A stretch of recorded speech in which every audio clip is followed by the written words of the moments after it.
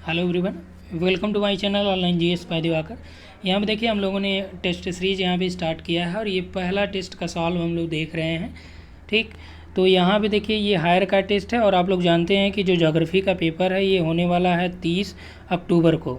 ठीक, और कब होगा ये सेकंड शिफ्ट में, यानी 2 से लेकर 4 के बीच एग्ज़ाम होगा।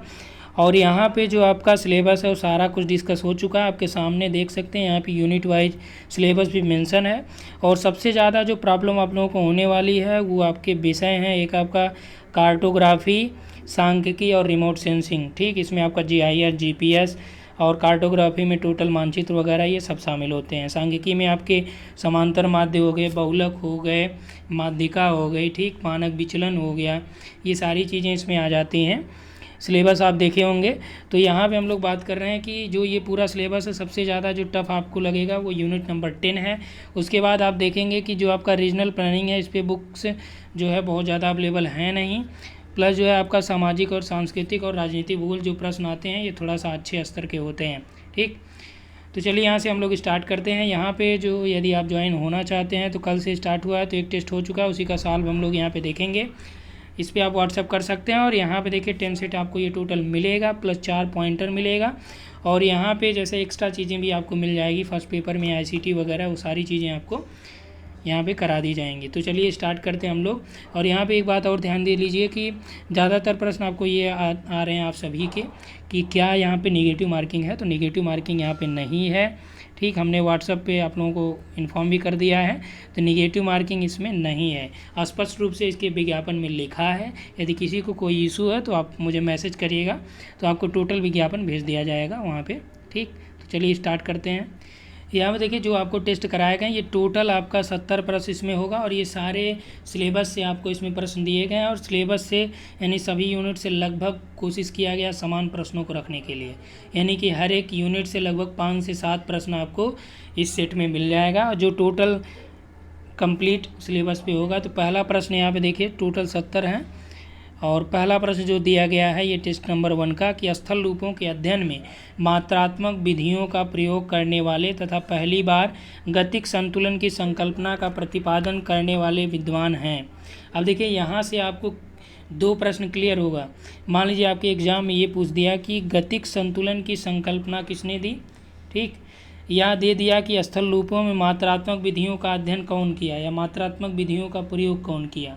ठीक, केवल ऐसे ही प्रश्न आपका बना दिया और विकल्प बना दिया, इसीलिए थोड़ा सा डिटेल में प्रश्न बनाया गया ताकि इसके आसपास यदि संभवतः प्रश्न बने तो आप इसको आसानी से कर ले जाएं। ठीक, तो उस स्थल रूपों के अध्ययन में मात्रात्मक विधियों का प्रयोग करने वाले और पहली बार गतिक संतुलन की संकल्पना, गतिक यानी कि डायनेमिक इक्विलिब्रियम की संकल्पना का प्रतिपादन जो है वो किसने किया है। विकल्प आपके पास है डेविस, पिंक, गिलबर्ट, हटन।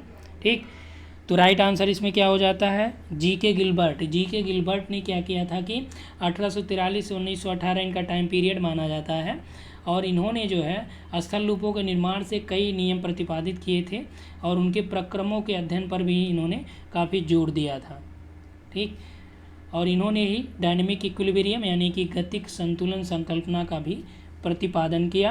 प्लस इन्होंने क्वांटिटेटिव टेक्निक्स यानी कि मात्रात्मक विधियों का भी, जो लैंडफॉर्म स्टडी होती है यानी स्थल रूपों का अध्ययन है, उसमें क्वांटिटेटिव टेक्निक्स का उपयोग किया था।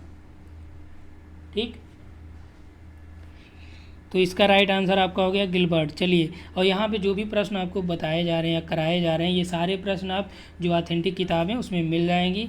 ये आपका सभी आंसर की किताब से मिल जाएगा, क्योंकि उनके परिभाषा और विषय क्षेत्र और विकास जो भौतिक भूगोल का है तो उसमें जब आप देखेंगे तो वहाँ पे आपको मिल जाएगा ये प्रश्न। और यहाँ से प्रश्न निश्चित तौर पे आपके पूछे जाते हैं।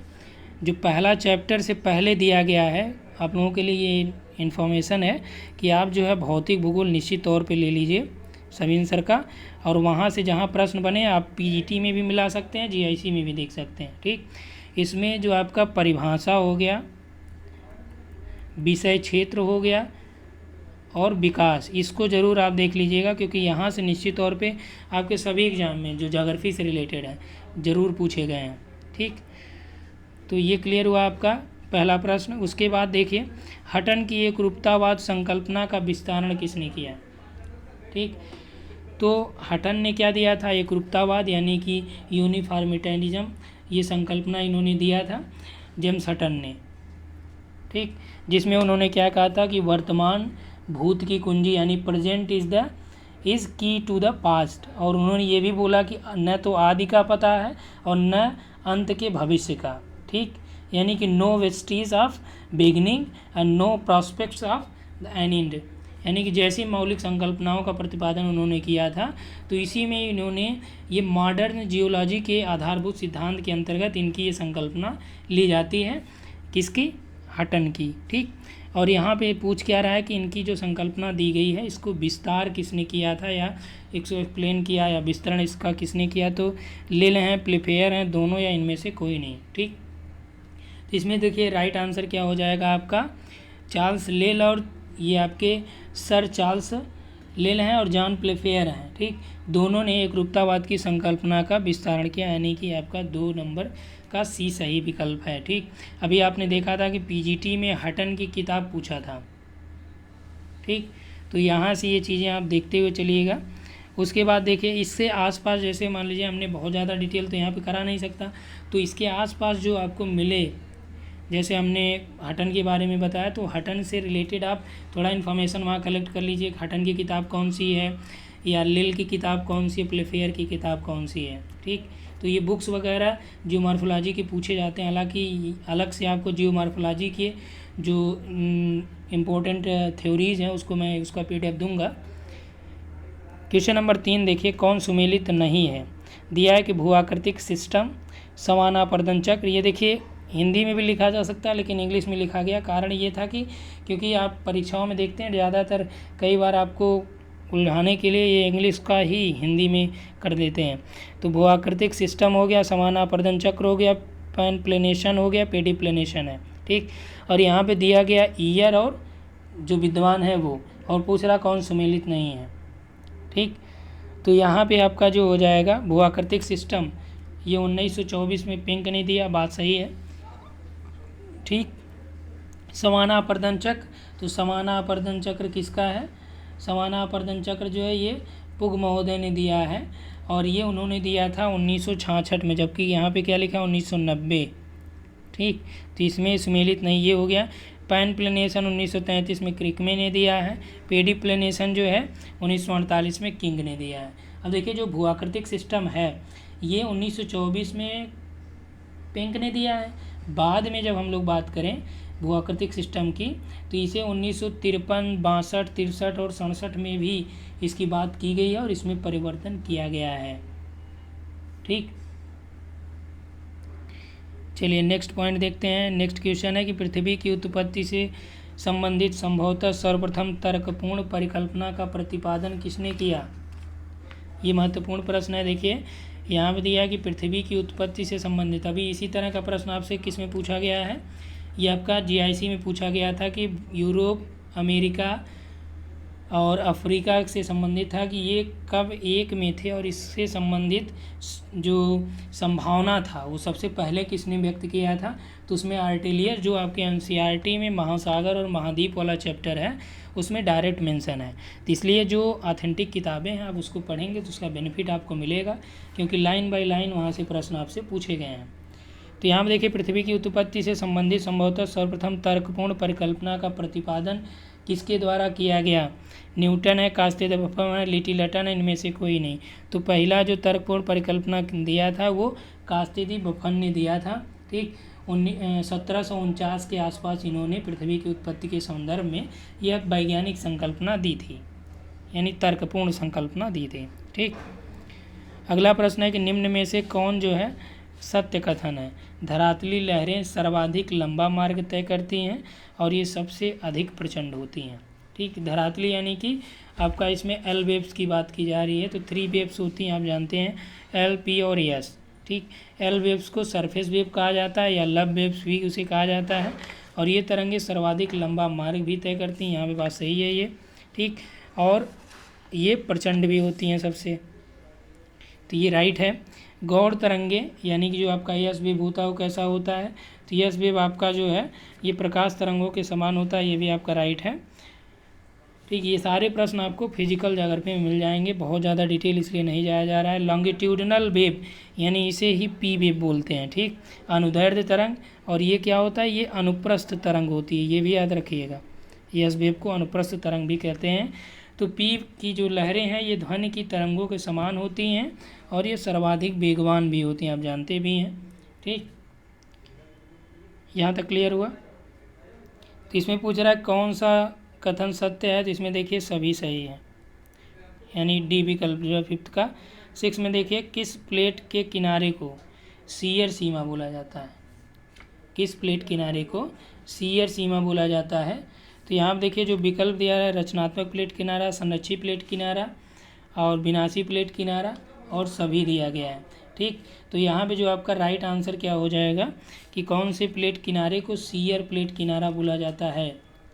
तो यहाँ पे देखिए जो आपका संरक्षी प्लेट किनारा है या कंजर्वेटिव प्लेट मार्जिन है, इसी को जो है शियर सीमा बोला जाता है, ठीक, क्या बोला जाता है, शियर सीमा बोला जाता है। तो इसमें राइट आंसर आपका हो जाएगा बी। 7 नंबर देखिए दिया है कि ऊंचा स्तंभ कम घनत्व, नीचा स्तंभ अधिक घनत्व। ऊंचा स्तंभ कम घनत्व और नीचा स्तंभ अधिक घनत्व, ये मत जो है इसके प्रतिपादक कौन है, एयरी, प्राट या दोनों या डेविस, ठीक। तो ऊंचा स्तंभ कम घनत्व यानी ऊंचाई और घनत्व में जो संबंध है क्या है, ये अपोजिट है। जब ऊंचाई बढ़ जाएगी तो घनत्व कम हो जाएगा, जब ऊंचाई कम हो जाएगी तो घनत्व क्या हो जाएगा, अधिक हो जाएगा, ठीक। तो ये किसका मत है, तो इस सिद्धांत का प्रतिपादक जो है ये एयरी और प्राट की संकल्पना जब आप भू संतुलन में पढ़ेंगे तो वहाँ पे आपको ये चीज़ें देखने को मिलेंगी, ठीक। तो इसमें राइट आंसर बी हो जाता है। अगला है बलार्ड परिकल्पना। बलार्ड परिकल्पना ये देखिए आपका पीजीटी का प्रीवियस ईयर में पूछा गया था और दिया था कि बलार्ड परिकल्पना का संबंध किससे है, बलित पर्वत निर्माण से, भूकंप से, रिफ्ट घाटी निर्माण से या इनमें से कोई नहीं। तो बलार्ड जो परिकल्पना है उसका संबंध किससे है, रिफ्ट घाटी के या रिफ्ट वैली या भ्रंश घाटी के निर्माण से संबंधित जो संकल्पना है वही आपका है बलार्ड संकल्पना, ठीक, क्लियर हुआ ये। चलिए अगला देखते हैं कि पेनर कैनियन, अरमागांव कैनियन, इनका संबंध जो है किससे है, अमेरिका, भारत, जापान, मालदीव, ठीक। तो पेनर कैनियन या इसे पेन्नार कैनियन भी बोलते हैं, अरमागांव कैनियन, इसका जो संबंध है विकल्प में अमेरिका, जापान, भारत, मालदीव। तो भारत के जो पूर्वी तट के जो कैनियन हैं उसी में आपका पेन्नार, अरमागांव, ये सभी कैनियन उसी के अंतर्गत शामिल किए जाते हैं, ठीक। तो यहाँ तक ये क्लियर हुआ। चलिए नेक्स्ट हम लोग देखते हैं, 9 नंबर हो चुका है, 10 नंबर देखते हैं यहाँ पे, ठीक। 10 नंबर में दिया है कथन और कारण। दक्षिण अमेरिका का प्रशांत महासागरीय मग्नतट उत्तरी अमेरिका के पूर्वी मग्नतट से चौड़ा है, ठीक। यदि आप लोगों ने सभी आंसर की किताब पढ़ा होगा मग्नतट का या एनसीईआरटी आपने पढ़ा होगा मग्नतट, तो वहाँ से आप इसको आसानी से कर ले जाएंगे, ठीक। तो यहाँ पे दिया गया दक्षिण अमेरिका का प्रशांत महासागरीय मग्नतट उत्तरी अमेरिका के पूर्वी मग्नतट से चौड़ा है। तो ये क्या है, बल्कि चौड़ा नहीं, क्या है वो, सकरा है, ठीक, क्योंकि इसकी चौड़ाई ज़्यादा है, इसकी चौड़ाई कम है। तो यदि हम लोग किलोमीटर के हिसाब से बात करें तो दक्षिण अमेरिका का जो ये प्रशांत महासागरीय मग्नतट है ये लगभग 16 किलोमीटर के आसपास है, ठीक। जबकि ये जो है ये लगभग 96 से 120 किलोमीटर के आसपास जो है इसकी चौड़ाई है, ठीक। तो ये तो आपका रंग हो जाता है। इसकी बात करें तो मग्नतटों की चौड़ाई पर तटीय स्थलीय उच्चावच का नियंत्रण रहता है। तो ये बात सही है कि महासागरों की चौड़ाई पर तटीय स्थलीय उच्चावच का नियंत्रण रहता है। तो यहाँ पे देखिए 10 नंबर में जो राइट आंसर आपका हो जाएगा ए सही है, आर गलत है, यानी कि यदि विकल्प पे हम लोग आ जाएं, यहाँ देखिए विकल्प दिया गया है तो इसमें आपका डी हो जाएगा, यानी कि 10 नंबर में जो प्रश्न दिया गया है इसका राइट आंसर क्या हो जाएगा, डी हो जाएगा, ठीक। इसमें देखिए 11 नंबर में, तो 11 नंबर दिया है कि उत्तरी अटलांटिक में भूमध्य रेखा से उत्तर की ओर जाने पर तापमान में न्यून गिरावट होती है, ठीक। यानी कि उत्तरी अटलांटिक में जैसे जैसे आप उत्तर की ओर जाएंगे तो भूमध्य रेखा से तो तापमान में जो गिरावट होगी बहुत अचानक नहीं बल्कि धीरे धीरे होगी, बहुत कम गिरावट देखी जाएगी।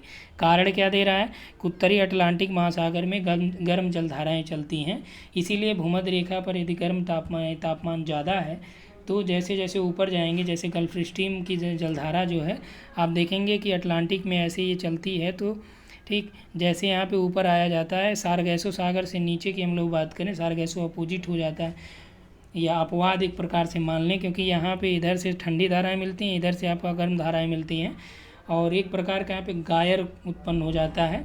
ठीक, तो यहाँ पे गर्म जलधाराओं की वजह से ही जैसे जैसे हम लोग भूमध्य रेखा से उत्तर की ओर जाते हैं अटलांटिक महासागर में, जो तापमान का गिरावट है वो धीरे धीरे होता है, बहुत कम गिरावट देखा जाता है। ठीक, कारण यही है क्योंकि यहाँ पे गर्म जलधाराएं बहती हैं। तो इसमें कथन और कारण दोनों सही है और ये एक दूसरे की सही व्याख्या भी कर रहा है। ठीक, तो यानी 11 का जो राइट आंसर हो जाएगा वो ए हो जाएगा।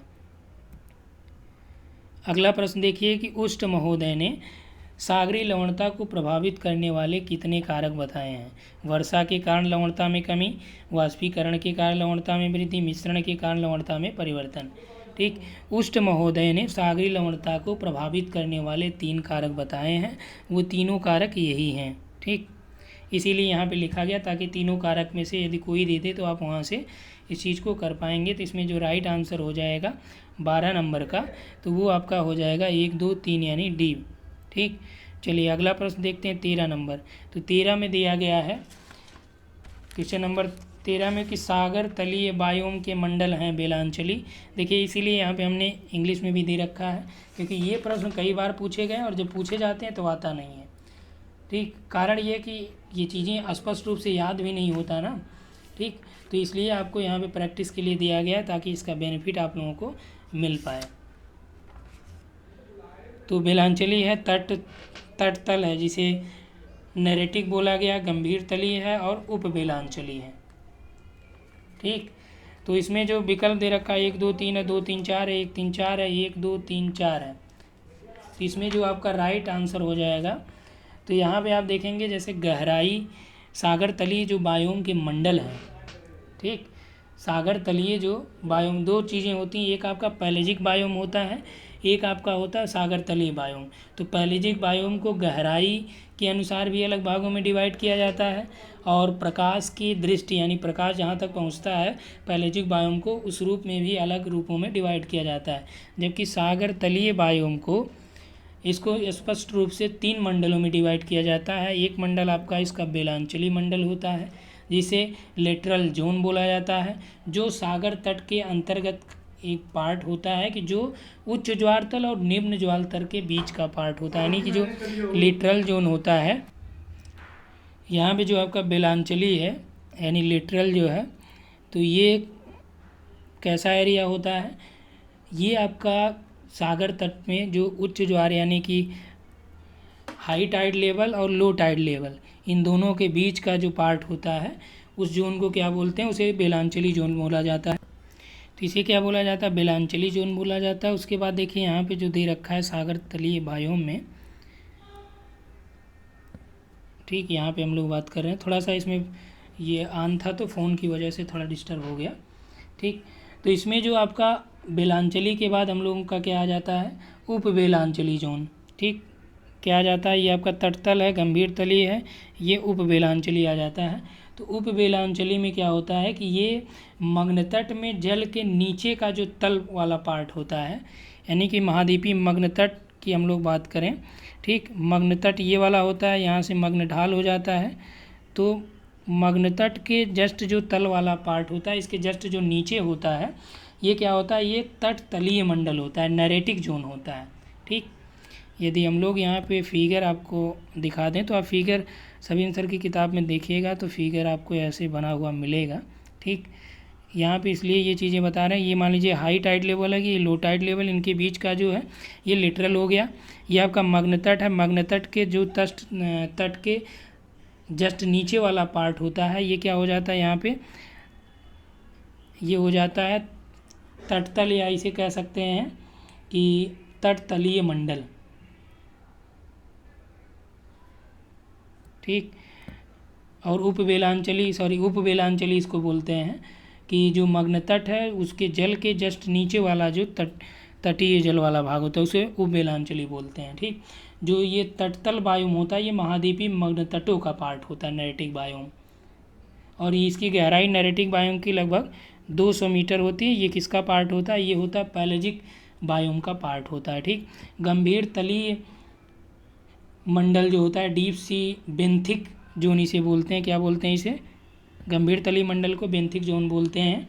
ठीक। ये तीसरा पार्ट होता है सागर तलीय बायोम का। तो 3 भाग कौन कौन से हो गए? 1, 3 और 4। तो इसमें सी विकल्प आपका 13 में सही हो जाएगा।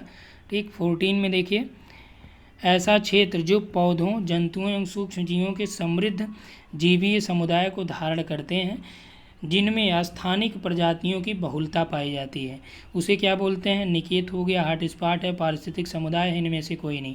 अब यहाँ पे देखिए, नॉर्मन मायर ने जो परिभाषा दी थी हॉट स्पॉट की, हॉट स्पॉट का खोज किसने किया है? तो हॉट स्पॉट के बारे में आप लोग जानते ही होंगे। तो नॉर्मन मायर ने जो परिभाषा दी है हॉट स्पॉट के बारे में, वही परिभाषा यहाँ पे लिखा गया है कि ऐसा क्षेत्र जो पौधे, जंतुओं, सूक्ष्म जीवों के समृद्ध जीवीय समुदाय को धारण करते हैं। और हॉट स्पॉट में वही होता भी है, जैसे आप इंडिया के कॉन्टेस्ट में ले तो 4 हॉट स्पॉट यहाँ पे है, जो आपका सुंडालैंड हो गया, और आपका जो हिमालय वाला पार्ट हो गया, पूर्वी हिमालय। ठीक। तो ये 4 जो भाग आते हैं, म्यांमार वाला सीमा हो गया, ठीक, और पश्चिमी घाट हो गया। तो यहाँ पे ज़्यादातर आप देखेंगे कि पेड़ पौधे, जंतुओं की बहुलता होती है, तो इसीलिए इसे क्या बोला गया? जैव विविधता हॉट स्पॉट। ठीक। अगला देखिए, जीवीय विविधता शब्द का प्रयोग सर्वप्रथम किसने किया? रोजेन, लावज्जाय, विल्सन या इनमें से कोई नहीं। तो किस विद्वान ने जो है जीवीय विविधता शब्द का उपयोग किया था? ठीक। तो यहाँ पे जो है, तो यहाँ पे देखिए जो विकल्प नंबर 1 दिया है रोजेन, तो रोजेन महोदय ने क्या किया है कि इन्होंने बायोडाइवर्सिटी यानी जैव विविधता शब्द का सर्वप्रथम उपयोग किया। रोजेन ने 1986 के आसपास। ठीक। वास्तव में जो जैव विविधता शब्द है वो किससे बना है? वो जीवीय विविधता से बना है। वैसे इसका जो सही हिंदी में ये लिखा जाएगा जीवीय विविधता। ठीक। तो ये जीवीय विविधता से बना हुआ है। जीवीय विविधता जो शब्द है या बायोलॉजिकल डाइवर्सिटी जो वर्ड है, इसका यूज सर्वप्रथम जो है ये लावज्जाय ने किया था। किसने? लावज्जाय ने यूज किया था 1980 के आसपास। आगे चल के ईओ विल्सन ने जैव विविधता शब्दावली का जो प्रयोग किया या व्यापक प्रचार प्रसार, या आप कह सकते हैं कि ये जो शब्द दिया है जैव विविधता रोजेन ने दिया है, विल्सन ने इसका विस्तार किया, और जीवीय विविधता शब्द किसने दिया? लावज्जाय ने दिया है। क्लियर हुआ? जीवीय विविधता किसने दिया है? लावज्जाय ने दिया है। ठीक। तो यहाँ पे राइट आंसर आपका हो जाएगा बी, 15 का बी हो जाएगा। आगे आइए 16 नंबर देखिए, विश्व के जंतु प्रदेशों को विभाजित करने का प्रथम सफल प्रयास किसके द्वारा किया गया? तो विश्व में जो जंतु प्रदेश हैं या प्राणी आप कह लें, ठीक, प्राणी प्रदेशों को विभाजित करने का जो प्रथम प्रयास या प्रथम सफल प्रयास किसके द्वारा किया गया? लैटिंग है, डार्विन है, वालेस है, केंगिन है। तो किसने किया है? वालेस ने किया था। इसने ऑलमोस्ट जो है यहाँ पे 5 प्रदेशों की शुरुआत में बात की थी, फिलहाल बाद में इन्होंने उसका और विस्तार किया। तो यहाँ पे जो प्रथम प्रयास किया गया, सफल प्रयास, वो वालेस ने किया था। सवाना प्रकार की जलवायु पाई जाती है उत्तरी ऑस्ट्रेलिया में, भारत में, दक्षिण अमेरिका में या फिर सूडान में। तो सवाना प्रदेश की जो जलवायु पाई जाती है कहाँ पे पाई जाती है? ठीक। प्रश्न संख्या 17 नंबर में है। तो इसमें देखिए उत्तरी ऑस्ट्रेलिया में सवाना जलवायु पाई जाती है, दक्षिणी अमेरिका में वेनेजुएला वगैरह में सवाना पाई जाता है, सूडान में आप जानते हैं कि सूडान जो है यहाँ पे सवाना टाइप क्लाइमेट पाई जाती हैं। भारत में सवाना प्रकार की जलवायु नहीं पाई जाती। तो इसमें कौन सा विकल्प हो जाएगा? 1, 3 और 4 सही हो जाएगा। 18 नंबर में देखिए, थानथ्वेट के जलवायु वर्गीकरण के बारे में कौन सा कथन सत्य है? जननिक उपागम पर यह आधारित था जलवायु वर्गीकरण। वर्षण प्रभाविता का उपयोग जलवायु प्रदेशों की सीमा निर्धारण में किया थानथ्वेट ने। अंतिम रूप से संशोधन जो है थानथ्वेट ने अपने जलवायु वर्गीकरण का 1948 में दिया। ठीक। तो इसमें जो राइट आंसर हो जाएगा, थानथ्वेट का जो जलवायु वर्गीकरण जननी नहीं बल्कि क्या था? अनुभाविक था। ठीक। तो ये आपका गलत हो जाता है। ये वर्षा प्रभाविता का उपयोग उन्होंने जलवायु प्रदेशों के निर्धारण में किया, उनकी सीमाओं के सीमांकन के लिए। अंतिम रूप से उन्होंने 1948 में इसे किया, तो 2 और 3 इसमें राइट हो जाएगा। ठीक, अगला देखिए यहाँ पे लहर सिद्धांत, वेव थ्योरी। ये देखिए ग्लोसरी से हमने दिया है ये प्रश्न आप लोगों को, तो आप देखिएगा कि वहाँ पे मिल जाएगा। इसमें दिया है कि लहर सिद्धांत या वेव थ्योरी का संबंध किससे है? जेट स्ट्रीम से, उष्णकटिबंधीय चक्रवात से, शीतोष्णकटिबंधीय चक्रवात से, इनमें से कोई नहीं। तो जो वेव थ्योरी है या लहर सिद्धांत है, इसका जो संबंध है स्पष्ट रूप से वो शीतोष्णकटिबंधीय चक्रवात से होता है। और कारण ये है क्योंकि ध्रुवीय वाताग्र जो सिद्धांत है उसी को जो है बोला जाता है, ध्रुवीय वाताग्र सिद्धांत को वेव थ्योरी बोला जाता है, यानी लहर सिद्धांत भी बोला जाता है। तो इसमें जो राइट आंसर हो जाएगा 19 का, ये आपका सी विकल्प हो जाएगा। ठीक, अगला प्रश्न यहाँ पे देखिए 20 नंबर दिया, किसी वस्तु पर अति शीतल जल सीकरों के त्वरित हिमीकरण के फलस्वरूप छोटे छोटे सफ़ेद रंग के दानेदार हिमकणों को क्या बोला जाता है?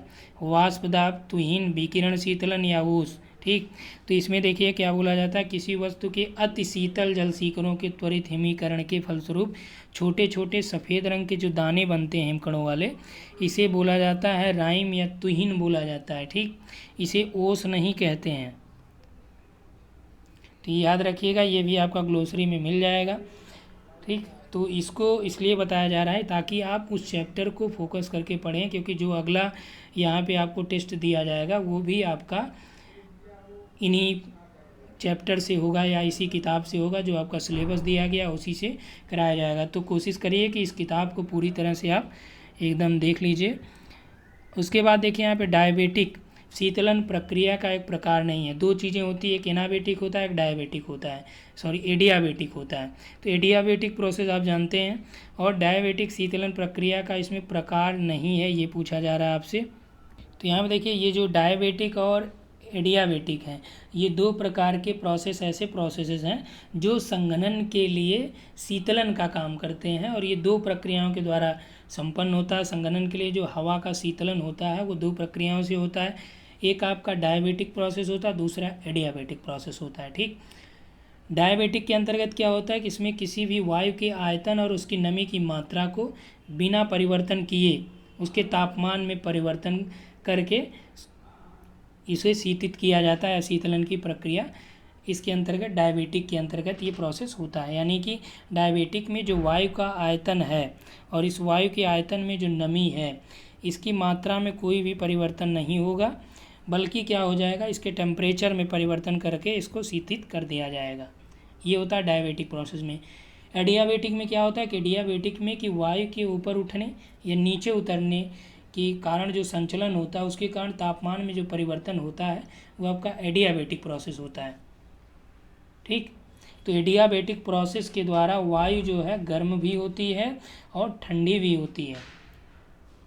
ठीक, तो यहाँ पे देखिए विकिरण शीतलन दिया है, संपर्की शीतलन है, अभिवहनीय शीतलन है, जो इसके प्रकार के अंतर्गत दिया गया। इसमें कह रहा है कौन सा नहीं है, तो इसमें संपर्कीय शीतलन, विकिरण शीतलन, अभिवहनीय शीतलन, ये सभी जो है इसके प्रकार हैं, जबकि ये डी ऑप्शन इसमें राइट हो जाएगा। ये 3 प्रकार का होता है जो इसमें दिया गया है। अगला देखिए यहाँ पे मानववादी भूगोल के चिंतन का आधार क्या है? तो मानववादी भूगोल के चिंतन का आधार मात्रात्मक क्रांति, प्रत्यक्षवाद, तत्ववाद या आचारवाद। ठीक, तो मानववादी भूगोल के चिंतन का जो आधार है ये फेनामेनोलॉजी है। ठीक, क्या है? फेनोमेनोलॉजी यानी तत्ववाद है। ठीक, अब यहाँ से आप देखिए मात्रात्मक क्रांति, प्रत्यक्षवाद, आचारवाद, इसको आप लोगों को देखना है, माजिद हुसैन सर की किताब में है, और वहाँ से आप देखिएगा कि मात्रात्मक क्रांति किसके विरोध स्वरूप आई, प्रत्यक्षवाद क्रांति किसकी या प्रत्यक्षवाद विचारधारा किसके विरोध स्वरूप आया, आचारवाद किसके विरोध स्वरूप आया, या इसका आधार क्या है और कौन इसके प्रवर्तक हैं या इससे संबंध कौन रखते हैं। ठीक, उसके बाद देखिए यहाँ पे नेक्स्ट क्वेश्चन 23 नंबर जो दिया गया, सही अनुक्रम है आचारवाद, कल्याणकारी भूगोल, मात्रात्मक क्रांति, उत्तराधुनिक मात्रात्मक क्रांति, आचारवाद, कल्याणकारी भूगोल, उत्तराधुनिक भूगोल। ठीक, या उत्तर पोस्ट मॉडर्निज्म है। ठीक, तो पोस्ट मॉडर्निज्म से एक प्रश्न निश्चित तौर पे अब की बार हायर में पूछा जा सकता है, इसको ज़रूर आप ध्यान दे लीजिएगा, क्योंकि जीआईसी में भी इसी से रिलेटेड एक जो बुक पूछी गई थी वो पोस्ट मॉडर्निज्म की ही बुक पूछी गई थी, आप लोग देखेंगे उसमें। तो इसमें देखिए जो आपका राइट आंसर हो जाता है, पहले मात्रात्मक आई, मात्रात्मक के बाद क्योंकि भूगोल में जब मात्रात्मक विधियाँ यानी कि मैथमेटिकल अप्रोच यूज होने लगा, फिर लोगों को लगा कि यार ये तो भावनाओं के साथ खिलवाड़ हो रहा है, फिर आपका आचारवाद आ गया जो मानव भूगोल पे ज़्यादा जोर दिया। मात्रात्मक क्रांति ने प्रैक्टिकल ज्योग्राफी या व्यवहारिक भूगोल में ज़्यादा इन्होंने, यानी व्यवहारिक का मतलब वो कि भूगोल के जो गणितीय अप्रोच था उसके बारे में मात्रात्मक क्रांति ने दिया जोर। फिर आ गया आपका आचारवाद, उसके बाद जो आचारवाद के बाद आता है कल्याणकारी भूगोल यानी वेलफेयर ज्योग्राफी। फिर वेलफेयर ज्योग्राफी के बाद लास्ट में आता है उत्तर आधुनिक भूगोल। अब आप लोगों के लिए क्या काम है यहाँ से कि आप यहाँ पे देखिए कि मात्रात्मक क्रांति जैसे बर्टन ने किया, आचारवाद आपका या व्यवहारवाद किर्क ने है, ठीक, और कल्याणकारी या वेलफेयर जो अप्रोच है स्मिथ का है, ये पोस्ट मॉडर्निज्म जो ज्योग्राफी है ये सूजा का है, ठीक, इसके प्रवर्तक हैं। तो अब यहाँ से आप इसके टाइम पीरियड को देखिए, ठीक, तो कुछ काम आप लोग करेंगे तो इससे क्या होगा, उससे रिलेटेड जो इन्फॉर्मेशन है आप आसानी से कर ले जाएंगे और जो आगामी परीक्षा है इससे रिलेटेड जो क्वेश्चन बनेगा, और बहुत ज़्यादा आपको डीप नहीं जाना है, डीप जाएंगे तो फ़ायदा ये रहेगा कि सारे प्रश्न आपका यहाँ पे हो जाएगा। कौन सुमेलित नहीं है? Washington school Garrison, Iowa school Shafer, Wisconsin school Haggett, सामाजिक भौतिकी स्कूल बार्टज, ठीक। तो वाशिंगटन स्कूल से जो गैरिसन संबंधित है और आयोवा स्कूल से सेफर है, सही है। विस्कॉन्सिन स्कूल से इसमें हैगट दिया है, तो हैगट विस्कॉन्सिन से नहीं बल्कि ब्रिटिश से हैं, ठीक, ये वाला ब्रिटिश है, तो इसमें आपका सुमेलित नहीं है। सामाजिक भौतिकी से बार्टज हैं, ये आपका राइट है। तो 24 का जो सही विकल्प हो जाएगा वो सी हो जाएगा। अगला है डायरेक्शंस इन ज्योग्राफी बुक के लेखक कौन है? तो इस किताब के लेखक हैं चौर्ली महोदय, ठीक। ऑगस्टस कॉम्टे किसके हैं? प्रत्यक्षवाद के जनक माने जाते हैं ये। कल्याणकारी भूगोल को किसने सामाजिक प्रासंगिकता क्रांति कहा था? ठीक, कल्याणकारी भूगोल को स्मिथ ने क्या बोला था? वेलफेयर अप्रोच की बात की थी स्मिथ ने, और यहीं पे इसी भूगोल को, कल्याणकारी भूगोल को सामाजिक प्रासंगिकता की क्रांति के नाम से किसने बोला था? स्मिथ, सूजा, प्रिंस, कोपात्किन। तो इसमें जो राइट आंसर आपका हो जाएगा प्रिंस महोदय ने ये बोला था। ठीक, अगला प्रश्न देखिए कि भूगोल में भारत में भूगोल जो मास्टर लेवल पे यानी स्नातकोत्तर लेवल पे जो इसे चालू किया गया वो कहाँ पे शुरू किया गया? यदि भारत में आप स्वतंत्रता से पूर्व की भी बात करेंगे कि स्नातक स्तर पे भूगोल कहाँ पे चालू किया गया था, तो ये लाहौर में चालू किया गया था स्नातक स्तर पे। लेकिन जो मास्टर डिग्री लेवल पे चालू किया गया ये आपका AMU यानी अलीगढ़ मुस्लिम लीग यूनिवर्सिटी में आई थिंक 1924 के आसपास ये शुरुआत की गई थी। ठीक, उसके बाद देखिए यहाँ पे दिया रोजर के दरबार में कौन रहता था? यहाँ दिया कि निम्न कथनों पे आपको विचार करना, और ये दिया है कि उपयुक्त कथन किसके बारे में सही है। तो इब्न खालदून है, टालमी है, सीना है और इद्रिसी हैं। इसमें कौन जो है रोजर द्वितीय के दरबार में रहता था, संसार का मानचित्र बनाया, दक्षिण दिशा में ऊपरी सिरे पर दक्षिण दिशा को रखा। तो दक्षिण दिशा को ऊपरी सिरे पर जितने अरब ज्योग्राफर हैं सब रखते थे कि भाई उत्तर वाला जो ऊपर वाला है उत्तर नहीं बल्कि क्या है, दक्षिण है। जलवायु पेटियों को 7 भाग बताए थे। ठीक, तो ये महोदय हैं इद्रिसी। ठीक, अल इद्रिसी ने ही रोजर द्वितीय के ये दरबार में रहते थे। संसार का इन्होंने मानचित्र बनाया था। एशिया को बहुत शुद्ध रूप से ये दिखाए थे, एशिया और अफ्रीका। ठीक, अगला देखिए यहाँ पर दिया है कि टीओ मानचित्र में अफ्रीका व यूरोप के बीच कौन सा सागर था?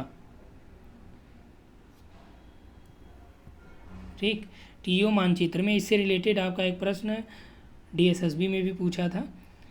तो यहाँ पे देखिए टीओ मानचित्र में अफ्रीका और यूरोप के बीच का जो इस तरह से उसमें आप देखेंगे कि ऐसे बना था। जो ये टीओ मानचित्र है ये ऊपर आपका और इधर आपका क्या दिखाया गया था, एक तरफ यूरोप था एक तरफ अफ्रीका था। इसके बीच में जो सागर बना था इधर मेडिटेरेनियन था, इधर आपका रेड सी था यहाँ पे। ठीक, तो ये किसके बीच हो जाएगा, कौन सा सागर? तो ये अफ्रीका और यूरोप के बीच का जो सागर है वो आपका इसमें भूमध्य सागर हो जाएगा। ठीक, तो 29 में जो राइट आंसर आपका क्या हो जाएगा, सी हो जाएगा, भूमध्य सागर। अगला है इरेटोस्थनीज ने कितने जलवायु प्रदेशों की बात की थी? 1, 2, 3 या 5। तो इरेटोस्थनीज ने जो जलवायु कटिबंधों की बात की थी तो उन्होंने 5 भाग उसके बताए थे। उसके बाद देखिए नेक्स्ट क्वेश्चन दिया है कि जनसंख्या वितरण को प्रभावित करने वाले भौगोलिक कारण कौन से नहीं हैं। नगरीकरण, जलवायु, भूआकृति, जल की उपलब्धता। तो भौगोलिक कारण में देखिए जल की उपलब्धता भौगोलिक है, भूआकृति भौगोलिक है, जलवायु भी भौगोलिक है। नगरीकरण ये आपका आर्थिक कारणों में से एक कारण है। ठीक, ये एनसीईआरटी से लिया गया प्रश्न था। और इसके बाद देखिए आप दिए गए वर्षों में एनसीईआरटी में आप देखिएगा जो एनसीईआरटी जैसे 11th या 10th की है या 12th क्लास की है तो उसके चैप्टर में जो लास्ट में प्रश्न दिया गया है, चैप्टर के लास्ट वाले प्रश्न से आपके पीजीटी और जीआईसी में 1-2 प्रश्न पूछे गए हैं। विकल्प थोड़ा सा चेंज भले किया लेकिन प्रश्न वही रख दिया गया है। ठीक, तो ये चीज़ें आप देख सकते हैं कि एनसीईआरटी से क्या फ़ायदा है। इसीलिए बार बार आपको मानक किताबों की बात की जाती है कि नोट्स के चक्कर में मत पड़िए, और जो ऑथेंटिक किताबों से नोट्स हैं आप उसी को फोकस करिए। दिए गए वर्षों में से कब जो है जनसंख्या वृद्धि 1 अरब रही, ये भी आपका एनसीईआरटी से लिया गया है। यानी कि इसमें दे रहा है कि जो इसमें ईयर दिया गया है कब से कब तक, तो इसमें कब जो है 1 अरब वृद्धि रही थी। तो देखिए 1830 से 1930 में इसमें 1 अरब थी, 1930 से 1960 में भी था, 1999 से 2011 में भी था। यहाँ पे 6 से 7 अरब हो गई थी पॉपुलेशन। तो इसमें आप देख सकते हैं इसमें सभी सही है, और ये भी आपका कहाँ से है, एनसीईआरटी से लिया गया है। ठीक, जो मानव भूगोल की एनसीईआरटी आती है वहीं से है ये। अगला है कि किस देश का जनसंख्या या आयु लिंग पिरामिड त्रिभुजाकार है। नाइजीरिया, बांग्लादेश, मैक्सिको या सभी। तो इसमें देखिए जो ये आपका आयु या लिंग पिरामिड है इसको हमने कराया आप लोगों को। ठीक, जो लोग नोट्स के लिए या जो नेट का बैच था तो उसमें सारा चीज़ आपका इसमें कराया गया, जो पूरे हायर का सिलेबस है नेट का, बल्कि नेट का सिलेबस जो है हायर से ज़्यादा ही है। नाइजीरिया हो गया, बांग्लादेश, मैक्सिको सभी। तो इसमें जो त्रिभुजाकार पिरामिड होता है ये जो अल्प विकसित वाले देश हैं ज़्यादातर इनके ही जो पिरामिड होगा आयु लिंग पिरामिड त्रिभुजाकार ही होगा। ठीक, तो इसमें सभी हो जाएगा। उसके बाद देखिए मानव विकास के उपागम के अंतर्गत कौन सा शामिल किया जाता है या कौन उपागम है। आय उपागम है, कल्याण है, क्षमता है, आधारभूत आवश्यकता उपागम है। ठीक, तो इसमें जो राइट आंसर हो जाएगा ये भी क्या होगा, यहाँ पे आपका डी आंसर इसमें राइट हो जाएगा। ये भी कहाँ से लिया गया है, एनसीईआरटी से ही लिया गया है। ठीक, चलिए अगला प्रश्न देखिए, और इस पार्ट का ये लास्ट प्रश्न होगा। ये 2 पार्ट में हम लोग प्रश्नों को सॉल्व करेंगे। यहाँ पे दिया गया है कि 35 नंबर जो दिया गया विश्व की प्रथम नगरीय बस्ती है। अब देखिए अमेरिका है, लंदन है, दिल्ली है, मुंबई है। विकल्प में देखिए एनसीईआरटी में आप देखेंगे स्पष्ट रूप से लिखा है लंदन। पीजीटी में आपके जो पूछा गया पहली नगरीय जो बस्ती का साक्ष्य वो कहाँ से मिला है। विकल्प में आपका मेसोपोटामिया है, हड़प्पा है। 6 क्लास की एनसीईआरटी देखेंगे तो उसमें हड़प्पा दिया गया है, लेकिन यहीं आरसी तिवारी सर की किताब आप देखेंगे तो पहला जो दिया गया वो मेसोपोटामिया में दिया गया है। अब यहाँ पे देखिए एनसीईआरटी में यही दिया गया है प्रथम नगरीय बस्ती कौन सी है, तो ये आपका लंदन है। जबकि उसमें क्या पूछा था, साक्ष्य कहाँ पे प्राप्त होता है, तो वो मेसोपोटामिया वाला प्राप्त होता है। पीजीटी जो मान रहा आयोग, एनसीईआरटी 6 क्लास में दिया है हड़प्पा। ठीक, आरसी तिवारी सर ने लिखा क्या है, उन्होंने भी वही, तो ऑथेंटिक किताबों में है तो आयोग भी वही मान रहा है, तो आप मेसोपोटामिया मान के चलिए। ठीक, तो नगरीय बस्ती जो पहली है, ऐसा नहीं कि साक्ष्य जो है अभी वर्तमान में, तो ये आपका लंदन होता है। उसके बाद देखिए ये वाला हम लोग नेक्स्ट वाले पार्ट में कर लेंगे। तो 35 प्रश्न इसमें देख लें, 35 जो है दूसरा पार्ट जो रहेगा उसमें देख लेंगे। ठीक, थैंक्स फॉर वॉचिंग।